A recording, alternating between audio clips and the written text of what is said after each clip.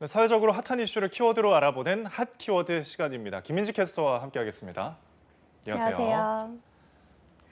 네, 올해 1, 2분기에 일시휴직자가 대폭 늘었다고 합니다. 문제는 이 수가 우리 경제의 최대 위기였던 외환위기나 글로벌 금융위기 때보다 많다는 건데요. 어떤 내용인지 핫키워드에서 살펴보시죠.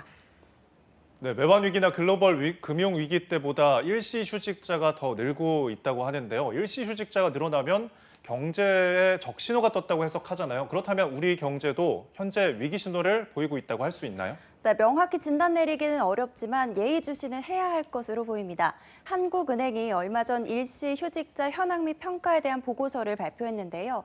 이 보고서에 따르면 국내 코로나가 본격화되면서 올해 1, 2분기 일시휴직자의 증가폭은 과거 외환위기에 비해 약 4배에서 6배, 글로벌 금융위기 당시보다 약 6배에서 10배 정도 큰 것으로 나타났습니다.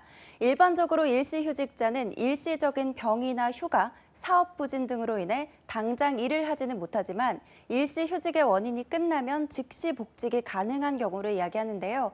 이 때문에 통계지표에선 취업자로 분류되고 있습니다. 통상 이렇게 고용 상태가 불안정해질 때면 기업이 도산하며 대량 해고가 발생하고 또 이로 인해 실업자가 증가하는 경우가 대부분인데요.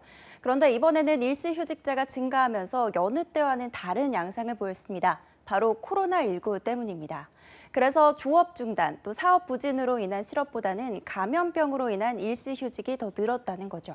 네, 결국엔 대량 실업이 아니라 정말 일시적으로 휴직자들이 증가한 거군요.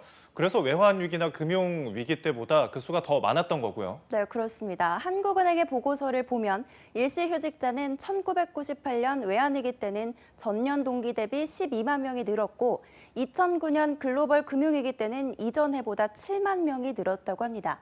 반면 코로나의 영향을 받기 시작한 올해 1분기는 이미 46만 명이 늘었고 2분기에는 73만 명까지 늘었는데요.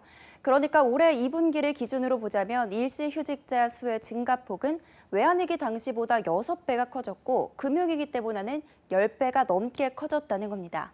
그만큼 일시휴직자의 수가 어느 때보다 큰 폭으로 늘었다는 거죠. 네, 과거의 경제 위기 때보다 훨씬 증가했다는 건데요. 1분기에만 46만 명이 늘었다면 일시 휴직자가 얼마나 많았다는 건가요? 네, 일시휴직자 수는 지난 3월에만 161만 명이 나오면서 사상 최대치를 기록했습니다. 그러다 5월 이후 코로나 확산세가 반짝 진정되면서 7월에 69만 명으로 감소했는데요. 하지만 이는 예전 일시휴직자가 월 평균 40만 명이었던 걸 감안하면 여전히 높은 수준이라고 할 수 있습니다. 특히 산업별로 살펴봤을 때는 증가수의 90% 이상이 서비스업에서 나왔는데요. 특히 재택근무가 어렵고 대면 접촉 업무 비중이 높은 숙박음식, 교육, 예술, 스포츠, 여가 업종에서 일시휴직자 수가 증가한 걸로 나왔습니다. 이와 함께 이 업종에서 주로 일하는 임시직이나 자영업자의 일시휴직도 큰 폭으로 증가했다고 합니다. 네, 정말 안타까운 상황인데요. 그런데 서비스업에는 주로 여성이나 청년층이 대거 포진되어 있잖아요. 이 때문에 여성 청년층 위주로 일시휴직자가 좀 상당히 증가를 했겠어요. 네, 그렇습니다. 실제로 여성과 청년층의 일시휴직이 상대적으로 많았는데요. 말씀하신 대로 이들은 대면 업무와 임시직에 많이 포진되어 있습니다. 일시휴직이 대거 발생한 단순 노무나 서비스 판매직에서 특히 이런 직업군들이 많기 때문에 자연히 여성과 청년층에서 일시휴직자 수가 늘어난 거죠. 뿐만 아니라 정부의 일자리 사업도 일시 중단되면서 노인층의 일시휴직자 수도 증가했습니다. 이런 상황을 토대로 연령별 일시휴직자 수를 봤을 때 60대 이상과 29세 이하에서 일시휴직자 수가 증가가 두드러지게 나타났는데요. 3월부터 7월까지 60대 이상 일시휴직자 수는 전년 동기 대비 65만 명이 늘었고 29세 이하의 경우 18만 5천 명이 증가한 걸로 나타났습니다. 네, 그렇군요. 문제는 이렇게 일시휴직자가 늘어나게 되면 장기적으로 봤을 때 국내 경제에도 큰 영향을 끼칠 수 있지 않을까요? 네, 그렇습니다. 실제로 한국은행은 보고서를 통해서 코로나19 여파로 크게 늘어난 일시휴직자 수는 국내 경제에도 부담 요인이 될 걸로 전망했는데요. 일시휴직자 가운데 일부가 실업자로 전환될 수 있을 뿐더러 최근에 코로나19가 다시 확산되면서 일시휴직자의 복직이 지연되고 있기 때문입니다. 이로 인해 기업의 신규 채용도 축소되거나 연기가 될 수 있다고 하는 거죠.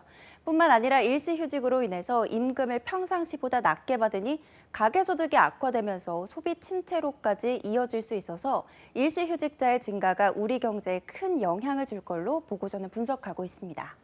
결국 이렇게 되면 일시휴직자가 빨리 일터로 복직을 해야 문제가 해결될 수 있다는 건데 그 가능성이 어느 정도 보이나요? 네, 일단 일시휴직자의 복직률이 과거 평균 수준의 42%를 유지하면 일시휴직자 수는 짧은 시간 안에 안정될 걸로 추정하고 있는데요. 문제는 얼마 전부터 코로나가 다시 확산됐다는 겁니다. 이로 인해 일시휴직자는 다시 증가할 수 있는 상황인데요. 하루빨리 우리 경제가 코로나의 늪에서 벗어나길 희망해 봅니다. 네, 가을이 되면 마무리될 줄 알았던 코로나19가 오히려 다시 확산이 되고 있습니다. 이로 인해서 경제까지 팬데믹 현상이 이어지고 있는데요. 하루빨리 코로나19가 종식돼서 정상적인 일상으로 돌아갈 수 있기를 기대해 보겠습니다. 지금까지 하키워드 김민지 캐스터와 함께했습니다. 고맙습니다.